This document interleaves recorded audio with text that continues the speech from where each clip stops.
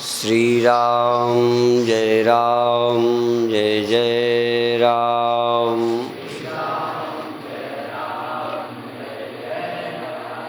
श्री राम जय जय राम।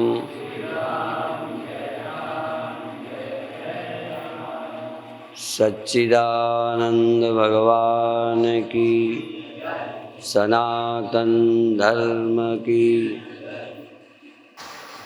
जितने क्षण हम स्वप्न में होते हैं उतने क्षण ही स्वप्न का लाभ और हानि मालूम पड़ता है। उसी को एक चौपाई में सुना है, हम सब ने पढ़ा है। स्वप्ने होए भिखारी नप, रंक नाकपति होए।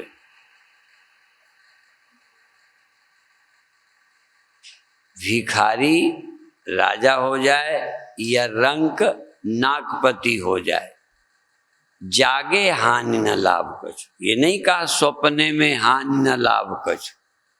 स्वप्न में हानि लाभ लगता है, जागे हानि न लाभ कछु। जागने पर हानि लाभ नहीं है। तिमि प्रपंच जिय जोय। और जिस क्षण हानि लाभ लगता है समझ लो फिर आ गए स्वप्न में। जब हानि लाभ ना लगे तो समझो जाग गए। पहचान उस क्षण की, स्वप्न में हानि लाभ लगता है, ऐसा कोई नहीं कि उस समय हानि लाभ न लगे। जैसा स्वप्न है तैसे ही लगता है। जागने पर दोनों अच्छे और बुरे बराबर हो जाते। ऐसे ही संसार में भी लाभ हानि है। तिमि प्रपंच जिय जोय। यहाँ भी लाभ भी है, हानि भी है, जीवन भी है, मृत्यु भी है, अच्छा भी है, बुरा भी है, सब कुछ है। पर जिस समय ब्रह्म का स्मरण करते हैं, जिस समय स्वरूप की याद करते हैं, उस समय कुछ नहीं है। स्वरूप को भूल गए तो सब है। स्वरूप को भूलते। अब चूंकि अभी आप आम लोगों को स्वरूप का पता नहीं है, ये चौपाइयां तो हमारे जीवन के लिए हैं। ये चौपाइयां हम पर घटती हैं, हम भूल जाते हैं तो थोड़ा लाभ हानि हमें भी लगने लगता है। जाग जाते हैं तो लगता है क्या है, क्या लाभ क्या हानि, क्या जीवन क्या मृत्यु। और जिस क्षण ये सब व्यर्थ लगता है या कुछ नहीं लगता, लाभ हानि बराबर लगते हैं, बस वही क्षण हमारे बहुत अच्छे हैं, या वही क्षण हमारे जागे हैं, या वही क्षण हमारी सजगता के हैं, वही क्षण हमारे साधुता के हैं, वही क्षण हमारी मुक्ति के हैं। बाकी हम में भी दोनों क्षण आते हैं। कुछ क्षण सपने के आते हैं, कुछ क्षण जागे के, कुछ क्षण जगत के, हानि लाभ के, अच्छे बुरे के ख्याल भी आ जाते हैं। कुछ क्षण जब हम अपनी याद करते हैं तो सब व्यर्थ लगे। सब व्यर्थ ना लगे तो जागे ही नहीं। यदि बुरा बुरा लगता है, अच्छा अच्छा लगता है, जिस क्षण समझो जागे नहीं। जिस क्षण जीना जीना लगता है और मरने का ख्याल आता है, जीना अच्छा मरना बुरा लगता है। मरने का ख्याल भी जब दुख देता है तो थोड़ा स्वप्न है। मरने का ख्याल आया, वैराग्य कह सकते हैं, साधना काल कह सकते हैं, क्योंकि मौत का ख्याल ना आए तो आम लोगों का कल्याण हो ही नहीं सकता। दुनिया यदि मौत न होती तो कोई धर्मात्मा न होता, मौत न होती तो कोई साधु के पास न आता, किसी को ब्रह्म की जरूरत नहीं है। हमें भी मौत खटकती थी, अभी भी कभी खटकने लगती है थोड़ी, पर कभी खटकती है, हानि लाभ खटकते हैं। लेकिन कब खटकते हैं? जब हम अपने को भूल जाते हैं। एक संत का चुटकुला है। एक सेठ ने पूछा, स्वामी जी हमारी आपको याद आती है? क्योंकि बड़े बड़े दानी होते हैं, वो यही पूछते हैं कि हमारी भी स्वामी जी आपको याद आती है? कहने लगे हाँ, जब भगवान की याद भूल जाती है। संसार की महत्ता, संसार का ज्यादा बुरा लगना और ज्यादा अच्छा लगना तभी होता है जितनी देर हम अपने स्वरूप का विस्मरण कर देते हैं या हो जाता है। आम लोगों को स्वरूप का स्मरण आता ही नहीं, वो जागे ही नहीं, तीसरी आंख ही उनके पास नहीं है। तीसरी आंख शिव जी के पास थी, शिव जी की थी, और शिव जी भी भूल जाते थे। कभी कभी आंख होते हुए भी बंद हो जाती है। ये आंखें हैं ना, बंद नहीं होती, बोलो, होती है, होते हुए भी। और होते हुए को लोग कहते हैं अंधा है, देख के नहीं चलता। अब देखो आंखें तो हैं, फिर भी सावधानी से उपयोग न करे तो होते हुए नहीं के बराबर है। तो शिव जी के तीसरी आंख होते हुए कभी कभी नहीं रहती थी। नहीं रहने का मतलब नहीं ध्यान दिया। आंख है, तत्व दृष्टि थी, शिव को पता है, लेकिन उनको भी हाँ, युग ने, परिस्थितियों ने प्रभावित किया। तो तब शिव तीसर नयन उघाड़ लिया, तीसरी आंख खोल ली। आपके आंखें हैं तो खोल लेते हो, नहीं हो तो खोल के क्या करोगे?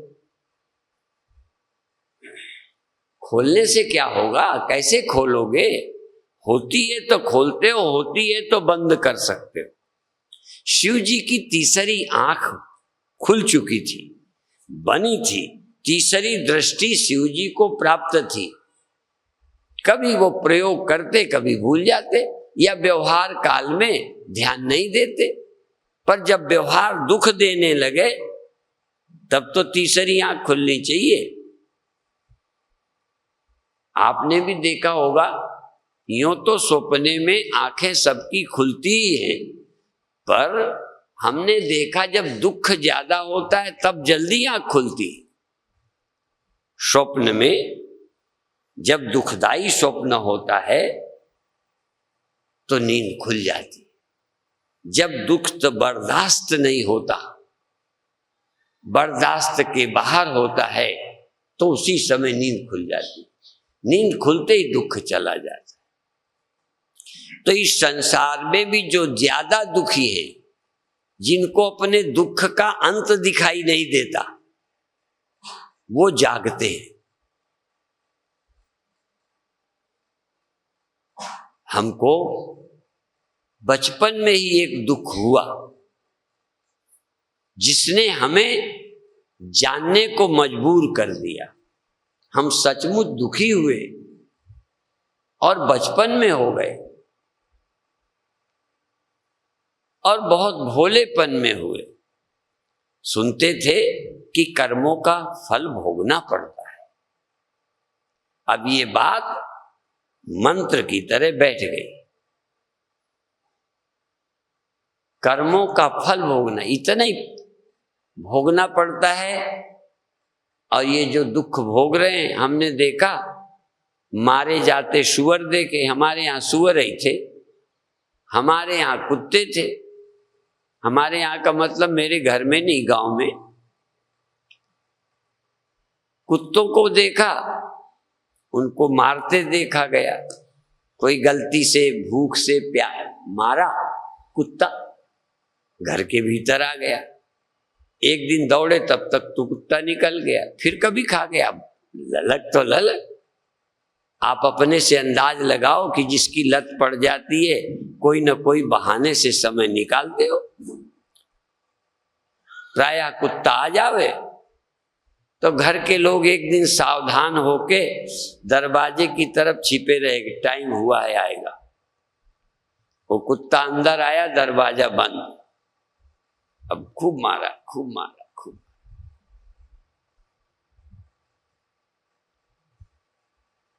अब देखा, अब बच्चे थे हम, लेकिन ये दुख हमको भी मालूम पड़ने लगा। देखो, हिंसक आदमी को कष्ट नहीं दिखाई देता, वो जानवरों को मार देते हैं, समझ नहीं आता। संतों को तो ये भी दिखाई देता है कि भैंस मुंह फैला रही है, लोग मार रहे हैं, ऐसे कर रही है। हमने जानवरों को पीड़ित देखा, मछलियां देखा, पकड़ी गई, तड़फ रही हैं। अब क्या करेंगे? मारेंगे। बचपन में दुखी जीव जंतु देखे, गरीब भी देखे, बीमार भी देखे, आदमी को गरीब होते देखा और चोरी करते देखा, चोरी करके किसी का नुकसान करके, और अंत में देखा उनका समय पे बैल मर गया, किसी का भैंस मर गई, किसी का कुछ हो गया। जितना कमाया था गलत, वो चला गया। ये बात बैठ गई कि कर्म का फल भोगना पड़ता है, तो हमें लगे हमें भी भोगना पड़ेगा। नियम तो नियम है, सब जवान होके बूढ़े होते हैं तो हम नहीं होंगे, वो गणित हम पर भी लागू। ये लगा सबको कर्म फल भोगने पड़ेंगे, हम भी सोचते थे क्या करें, तो लगे बुरा नहीं करेंगे। पहला उत्तर मिला, बुरा नहीं करेंगे। देखो, ये शुरुआत है, पर उसका अंत नहीं हुआ। ये देखो, बहुत गहराई से सोचना, जो मैंने बहुत छोटे में सोचा था। मुझे अब पढ़ के ख्याल आता है कि हाँ, इतना सोचता था बचपन में। आज शास्त्रों से सिद्ध होता है कि कर्म से मोक्ष नहीं होता, अच्छा करने से भी छुटकारा नहीं होगा, क्योंकि अच्छा करने से अच्छा फल मिलेगा।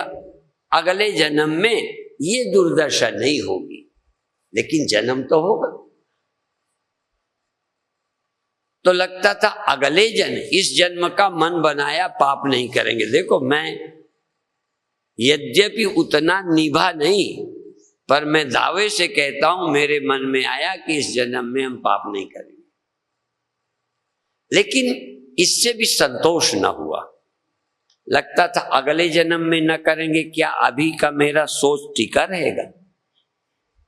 अगला जन्म होगा ना, पाप नहीं करेंगे, अगले जन्म में कष्ट नहीं मिलेंगे। पर हमने ये भी देखा, जितने सुखी हैं वो पापी ज्यादा हैं, जितने भले कहलाते हैं ये ज्यादा पापी हैं। तो मुझे लगा कि अगले जन्म में मैं पाप ना करूं, इसकी क्या गारंटी। चलो, अगले में भी सोचा, पर उसके आगे जन्म में, उसके आगे जन्म में, उसके आगे जन्म में शेख चिल्ली की तरह, शेख चिल्ली सनकी की तरह सोचने लगा कि उसके बाद क्या होगा, उसके बाद क्या होगा। कोई अंत दिखाई ना पड़ा। अंत, जन्म का प्रवाह चलता रहेगा। उत्तर मेरा मन देता था, मैं पढ़ा नहीं था, शास्त्र नहीं आते थे, पर मन ने उत्तर दिया कि जो दुर्दशा किसी जीव की हो रही है, किसी न किसी जन्म में बच्चू तेरी भी होगी। तुझे भी कुत्ता बनना होगा, सुअर बनना होगा, घोड़ा बनना होगा, इक्का वाला, मछली बनना होगा, सुअर बनना होगा, दुख होगा, गरीब बनना होगा, बीमार बनना होगा, पुत्रों से पीड़ित होना होगा, निर्धन बनना पड़ेगा। कोई जन्म तो होगा कि हर नमूना मेरे सामने आएगा, और एक ही बार ना होगा। जब चलता ही रहेगा तो ये सृष्टि चक्र दोहराता रहेगा, बस बेचैनी हो जाती। ये पीड़ा थी मुझे, जिस पीड़ा ने मुझे सन्यास दिया, जिस पीड़ा ने मुझे साधु बनाया, जिस पीड़ा ने मुझे ब्रह्म ज्ञान के लिए प्रेरित किया। जन्म होता रहेगा तो कब तक बचेंगे? किस जन्म में, कितने जन्मों में पाप से बचेंगे? किस जन्म में राजा बन जाएंगे तो करेंगे? गुरुओं ने एक कहा है, बिना राज नहीं धर्म चले है। बिना राजा के धर्म नहीं चलता, जिसका राज्य उसी का चलता है। अशोक राजा हुए, बुद्ध के अनुयायी बन गए, उनका राज्य चला, धर्म चला। जिसका शासन, जिसकी लाठी उसकी भैंस, जिसका राज्य होगा उन्हीं का चलने लगता है। जो लोग दूसरे के राज्यों में, पाकिस्तान में रहते हैं, उनको वहीं की तरह रहना पड़ता। फिर दूसरी एक वाक्य उन्हीं लोगों का जो उनसे सुना है, कहाँ लिखा मैं नहीं जानता, ये सुना कि धर्म तो राज्य और राज्य से पाप। पहले धर्म से राजा बन जाओगे, बड़े बन जाओगे। जब बड़े बन जाओगे, राजा बन जाओगे, ताकतवर बन जाओगे धर्म से, तब पापी बन जाओगे। समर्थ का पुण्यात्मा रहना बड़ा मुश्किल है। कोई राम हो, कोई भरत हो, नहीं ताकत हाथ में आई, लोग पापी हुए बिना बचते नहीं। गरीब उतना पापी नहीं है जितना अमीर पापी होता है। प्रजा उतनी पापी नहीं जितने राजा पापी होते। सत्ता के मद में क्या नहीं करते। और जिसका जिसका राज्य रहा उसने किया ही अन्याय, चाहे मुस्लिमों का रहा, चाहे अंग्रेजों का रहा, चाहे भारत में आज पार्टियों का है। जिसका राज्य आता है अपनी ही हाँकने लगता है।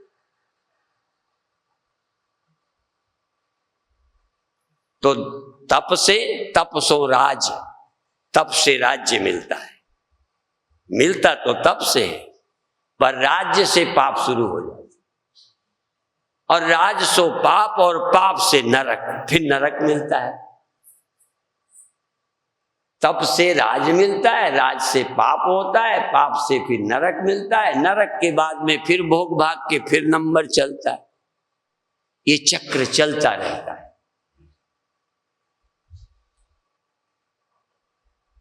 हमको पीड़ा का अंत नजर नहीं आया, हमने अपनी पीड़ा बताई।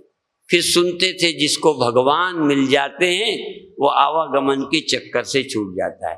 आपने चौपड़ तो खेली है ना, 25, छोटे में हमने खेली 25, 7 इधर 7 इधर, वो पट्टे होते हैं ना 4, 21 खाने इधर, 21 इधर, 21 21, 4 लोग बैठ के खेलते हैं। उसको चौपड़ भी बोलते हैं, 25 भी बोलते हैं। 84 खाने होते हैं, 21 चौक 84, और गोट 84 पे घूमती है। ये दोहा सुना है ना, 184 घूम के पौ पे अटकी आए। वो तो खेल है, ये भी खेल है। 184 घूम के पौ पे अटकी आए। जिन्होंने खेला होगा जानते, मैंने छोटे में खेला। पौ पे अटकी आए, अब की पासा ना पड़े। यदि पहुंच गए, पौ नहीं पड़ी, तो फिर लौट के 84 जाए। खेल है ये, देखा होगा, खेला होगा, मुझे याद है। और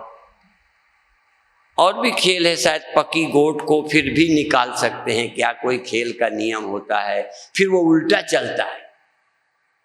साधु मुक्ति के बाद उल्टा चलता है। तुम सब सीधा चलते हो ना, तुम संसार की तरफ चलते हो, परमात्मा की तरफ चलता है, उल्टा चलता है।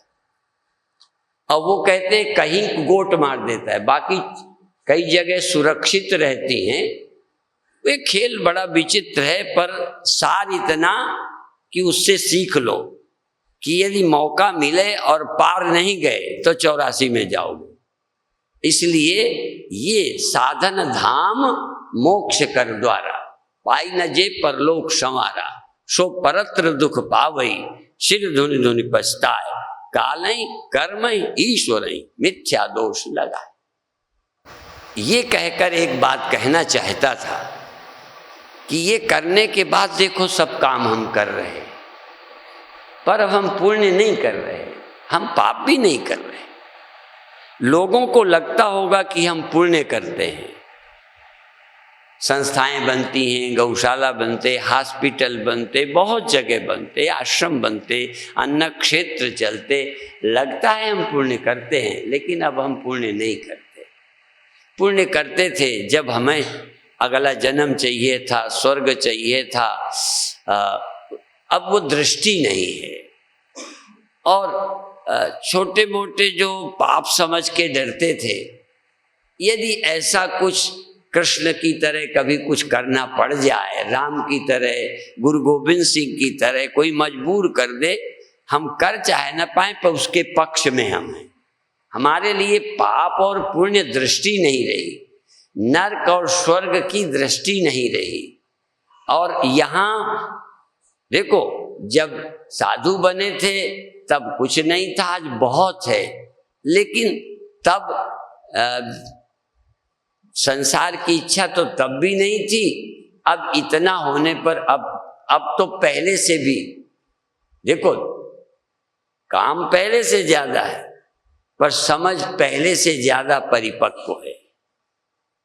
अब ये हमें फंसाते नहीं, ये हमें हानि लाभ नहीं देते। इसलिए आज शुरू किया कि स्वप्न कोई हो जाए, सपने में राजा ही हो गए तो क्या है, रंक हो गए तो क्या है, समझो हम राजा हो गए, एक गरीब से अमीर हो गए हैं, साधारण साधु से बड़े साधु, लेकिन स्वप्न है। बड़ा साधु कोई क्या करेगा? साधु होने से नहीं, आत्मा होने से मुक्त हैं, साधु होने से मुक्त नहीं है। बड़े होने से तो बंधन है, जागना ही मुक्ति है। स्वप्ना तो स्वप्ना है, चाहे राजा बन जाओ चाहे रंक, चाहे बीमार बन जाओ चाहे स्वस्थ, उपकारी बन जाओ या स्वार्थी, स्वप्ना तो स्वप्ना है। हमारे लिए अच्छा और बुरा बराबर है, आज मृत्यु और कल मृत्यु बराबर है। जिस क्षण बराबर नहीं है उस क्षण हम सो गए। ध्यान रखो, दुनिया हमें अपने से कसती होगी, स्वामी जी बड़ा परोपकार करते हैं, वो तुम्हारी खोपड़ी की देन है, हम कोई उपकार नहीं करते। आप सुबह सो जाते हो, सुअर खा लेता है, सुअर परोपकार करता है या सुअर का तुम परोपकार करते हो? तुम टट्टी जाने को मजबूर हो कि परोपकारी हो? तुम जरा बताओ, न जाओ तो मैं देखूं। ये सुअर फायदा उठा लेता है मेरी टट्टी का, मैं जाऊंगा नहीं। हमें क्या, हो गई, क्या होगा क्या ना होगा, खाद बन जाए किसी की बन जाए। कई लोगों के घर मेहमान आते तो सुना है, कहते टट्टी हमारे खेत में ही जाना, वो भी और कहीं नहीं जानी चाहिए, मेरे खेत में पड़े, खाद का काम करेगी, दूसरे के खेत में क्यों जाते हो? क्या है परोपकार? यहां तक टट्टी होने में भी उपकार और स्वार्थ हो सकता है। और तो छोड़ दो, ये बच्चे भी स्वार्थ भी है, परमार्थ भी है। देश के लिए कर दिए तो परमार्थ है, और अपने मोह में पाल रहे हो तो मोह ही है, और क्या है? तुमने किया क्या है? अपने बच्चे को पाला, क्या उपकार है? और स्वार्थ भी क्या है? आज नहीं कल चले जाने, तुम्हें चले, स्वार्थ भी क्या है? बेवकूफी है ना, स्वार्थ है और ना परोपकार है, कुछ नहीं है। सहज प्रकृति करा रही है, इसलिए हो रहा है, हम करता ही नहीं है। शायद ये खोपड़ी में जल्दी धंसेगी नहीं बात, प्रकृति मजबूर करती है, तुम करता ही नहीं हो। शौच जाने को मजबूर हो, भोजन करने को मजबूर हो, बूढ़े होने को मजबूर हो, जवान मजबूर हो गए हो, शादी की है, बच्चे हो गए। सिर्फ इतना हो सकता था, धर्म पूर्वक बच्चे पैदा हो या अधर्म पूर्वक, बस इससे ज्यादा तुम्हारे हाथ में कुछ नहीं है। तुम परोपकार में शरीर छोड़ दो या चोरी करते मारे जाओ, इससे ज्यादा क्या है? मरना तो प्रकृति का काम है। तुम कहीं मर जाओ, कहीं गलती से बदमाशों से लड़ते मर जाओगे तो तुम बलिदान हो गए। चोरी करते यदि गोली लग जाएगी तुमको तो पापी मारा गया। घटनाओं को तुम कैसा देखते हो, पर प्रकृति तो प्रकृति है। मृत्यु एक प्राकृतिक घटना है। जागना सोना घटना है, घटती है। तुम कौन हो जागने वाले? रोक के दिखा दो, तुमको 10 लाख दूंगा, जागना बंद कर दो, सोना बंद कर दो, कर सकते हो। मौत को रोक के दिखा दो। है क्या तुम्हारे हाथ में? तुम्हारे हाथ में है सत्य का स्मरण, सुमिरन। कर सको तो कर लो, बाकी तो ऐसे ही है, टाइम पास कर रहे हो। कुछ हाथ में नहीं है, कुछ मिलता नहीं है, लगे पड़े रहो। क्या मिलेगा? कोई कहेगा हम घर को अमीर बना जाएंगे, फिर घर वाले तुम तो चले गए, घर अमीर, वो आगे क्या करेंगे? कहना और अमीर बनेंगे, फिर क्या करेंगे? वो भी चले जाएंगे। अब किसी दिन सब फिर बेड़ा गर्क हो जाए। आज किले बने हैं, उनके वंश को तुम जानते हो? जिनके किले हैं उनके वंश का कोई है? बता दो। राम के वंश का आज कोई है?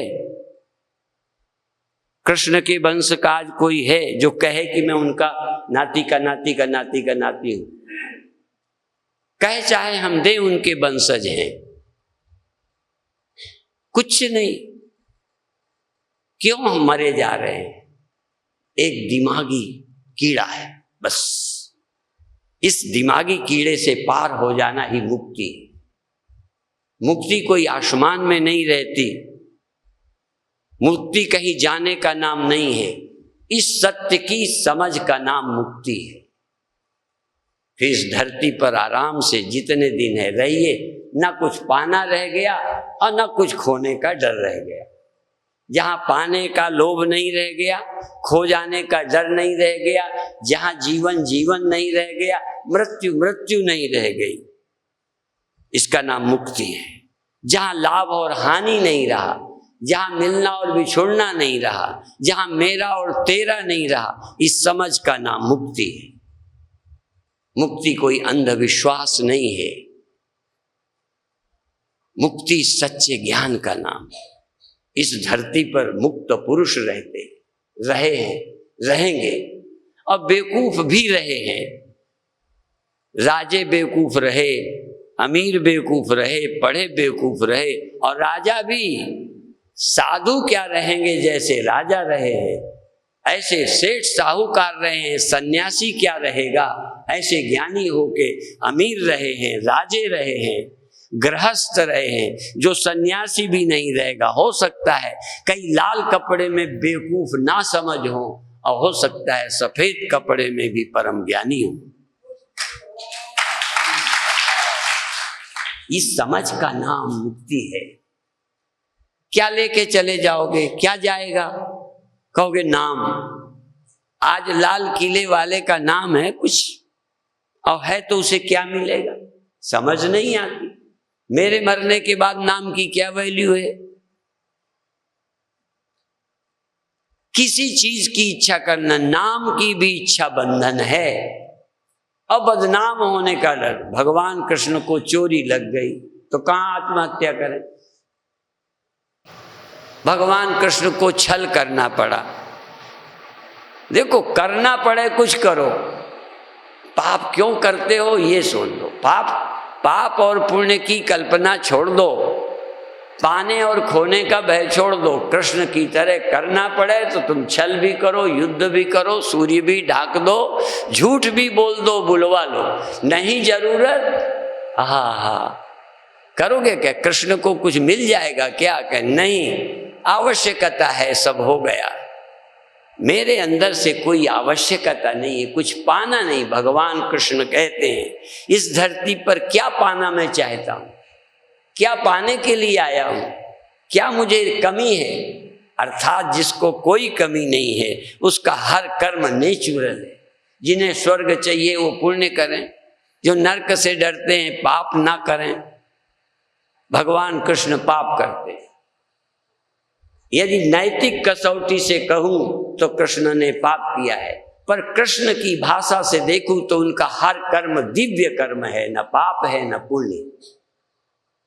कृष्ण का जीवन पाप और पुण्य ग्रंथि से बंधा नहीं है, वो इस पाप और पुण्य की सीमा के पार है।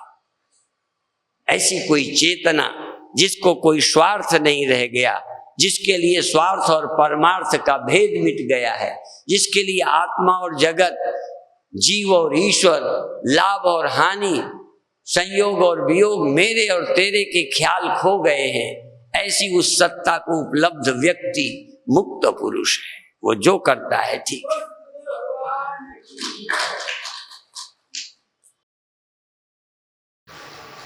इसलिए मैं आपको कहता हूं कि सिर्फ जन्मना काफी नहीं है। जन्मने के बाद कुत्ते बिल्ली भी जीते ही हैं, जीव जंतु जीते हैं। मनुष्य होने का कुछ नुकसान और हुआ है। कुत्ते बिल्ली भी इस तरह नहीं जीते जैसे हम दुखी और चिंतित परेशान जीते हैं, गलत काम करके जीते हैं, बुरी झंझटों में फंसे हैं, चिंताओं में, मेरे तेरे में फंसे हैं। इंसान इंसान नहीं रह गया है। ये क्यों? कोई ना कोई वासना। जब मैं पाप पुण्य की ऊपर की बात करता हूं तो इसकी भी बात करता हूं। तुम क्यों पाप करते हो? कृष्ण जब कुछ करते हैं तुम्हारे करने में फर्क नहीं है।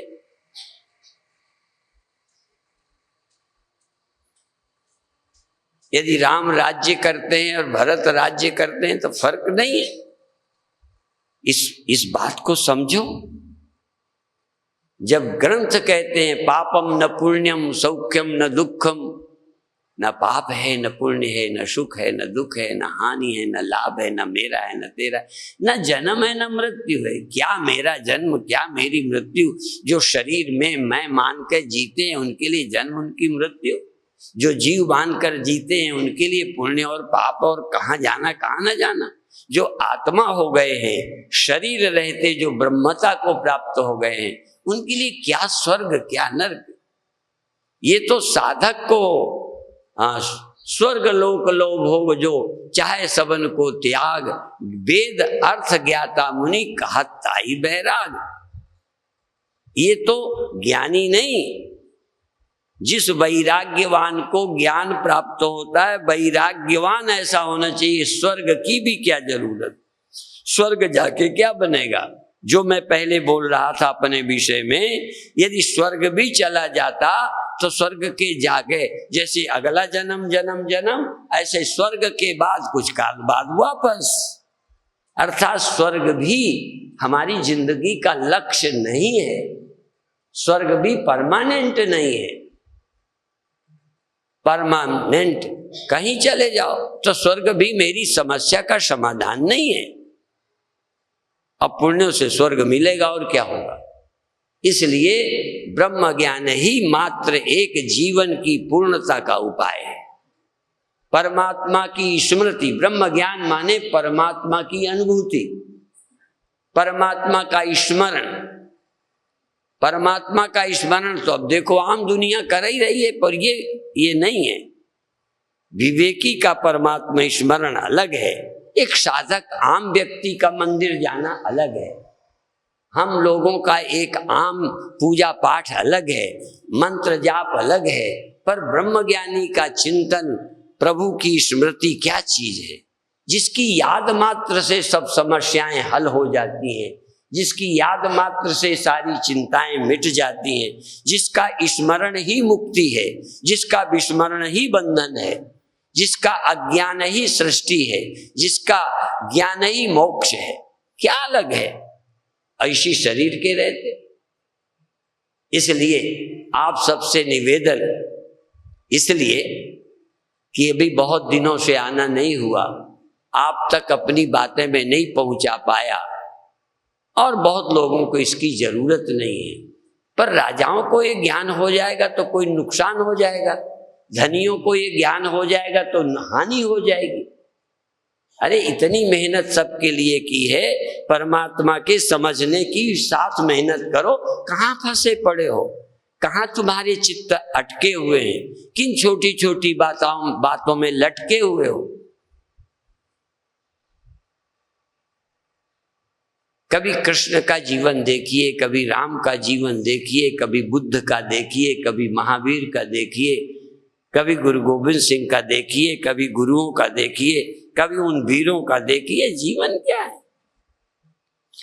कोई व्यक्ति, हर व्यक्ति वैसा बन जाए नहीं, समझदार हो जाए, विवेकी हो जाए। जो जहां है, जो जहां है विवेकी हो जाए। सब मेरे जैसे नहीं बन जाओगे, सब मेरे जैसे वक्ता नहीं हो जाओगे, पर समझ, जहां खड़े हो ये सब जाने वाला है, और जहां जाओगे वो सब जाने ही वाला है।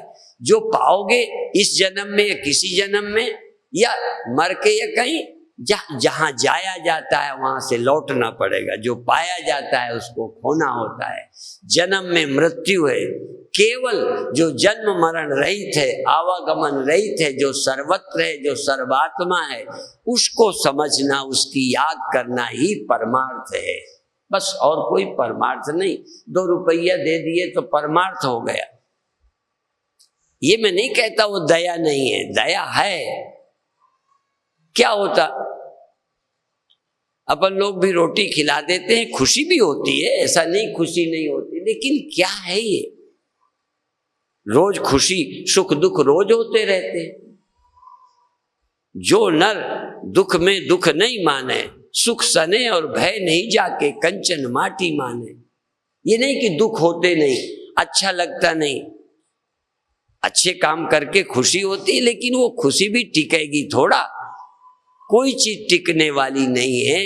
इसलिए जो सदा रहने वाला है उससे अपनी अभिन्नता का बोध, चैतन्योहम शिवोहम अहम ब्रह्मास्मि, उस सत्य का स्मरण, जो देह नहीं है, जो मन नहीं है, या जो सब कुछ है, वही सत्य है, वही असत्य है, वही आकार है, वही निराकार है, वही अच्छा है, वही बुरा है, वही ज्ञान, वही अज्ञान है, वही सब अवस्थाएं हैं, वही सबसे परे है, उस परम सत्य को, और वो सब में है, और वही तुम हो। तुम देह नहीं हो, तुम देह भी हो, देह के बिना भी हो, तुम मन भी हो, मन के बिना भी हो, तुम सब कुछ हो, सबके बिना भी हो। जो स्वरूप राम का है वो तुम्हारा है, जो शिव का है वो तुम्हारा है, जो देवी का है वो तुम्हारा है। जिसकी अभी पूजा अर्चना की है नवरात्रे में, वो देवी तुम्हारा स्वरूप भी है। तुम देवी, तुम नहीं समझते हो। सर्वम देवीमयम जगत, देवी कोई एक स्त्री नहीं है, वो सर्वम देवीमयम जगत, वही सदरूपा, वही अशद रूपा है, वही ईश्वर रूपा है, साकार रूपा है, जीव रूपा है, वही क्षुधा रूपा है, वही शक्ति रूपा है, वही शरीर रूपा है, वही शांति रूपा है, वही तो सर्व रूपा है, और सर्व रूप रहित स्वरूपा है, वही विष्णु रूपा, वही शिव रूपा है। देवी ही शिव है, विष्णु है, वही ब्रह्म है। जब ब्रह्म का वर्णन करेंगे तो ब्रह्म ही सुख है, जब देवी का वर्णन करेंगे तो देवी सब कुछ है, जब शिव पुराण उठाएंगे तो शिव ही सब कुछ है, और जब गुरु गीता उठाएंगे तो गुरु सब कुछ है, और जब आत्म पुराण उठाएंगे भगवान, तो आप ही सब कुछ हो और कुछ नहीं। पर ये बात जिसकी गले उतर जाए, खोपड़ी में धस जाए, उसके लिए तुम ही शिव हो, तुम ही ब्रह्म हो, तुम ही सब कुछ हो, पर तुम तो आदमी बने बैठे हो। यदि राम भी आदमी है तो सब कुछ कैसे हो सकते हैं? यदि देवी एक स्त्री है तो सब कुछ कैसे हो सकती है? राम कैसे व्यापक, कृष्ण कैसे? जरूर कृष्ण देह भी हैं, देह के बिना भी हैं, और तुम भी सिर्फ आदमी नहीं हो, सिर्फ मन नहीं हो, सिर्फ अवस्था नहीं हो, इनसे परे भी हो। इस सत्य को समझने की कोशिश करो, और समझकर इस धरती पर रहो, और इस विश्व में राम होकर, कृष्ण होकर, बुद्ध होकर, महावीर होकर, ज्ञानी होकर, महर्षि रमण होकर, स्वामी राम तीर्थ होकर, विवेकानंद होकर, धरती में काम भी अच्छे करते रहो, मुक्त भी बने रहो, सर्वरहित सबूर पुरवासी, सबके कर्ता, सब कर्मों से अकर्ता रहो।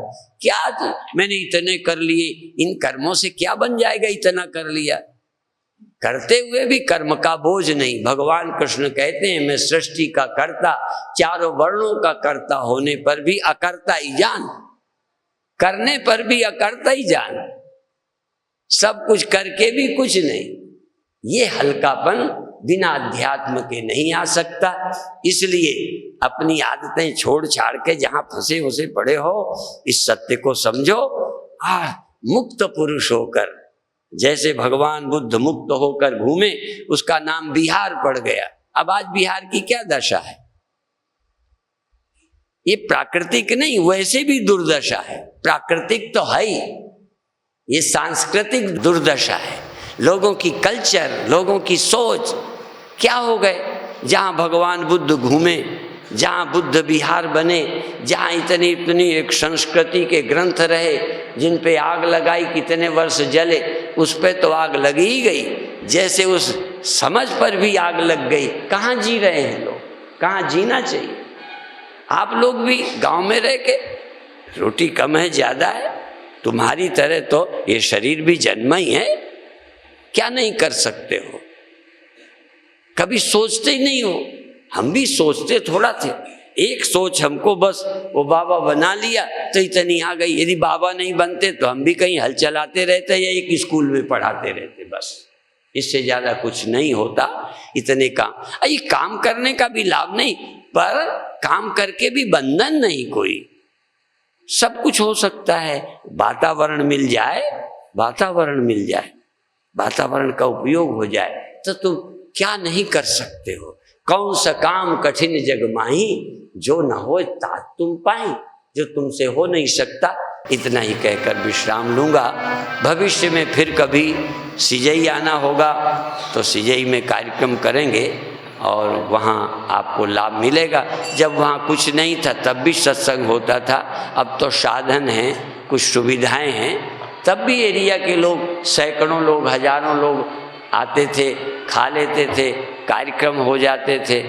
तो कई बार उल्टी गिनती चल जाती है, अब वो फिर सीधी गिनती, वो बिच्छू का मंत्र चढ़े तो उल्टी गिनती सुनाई जाती है। 100 पूरी 99, 98, 97, 96, 95, 94, 93, 92, 91, 90, 89, 88, ऐसे।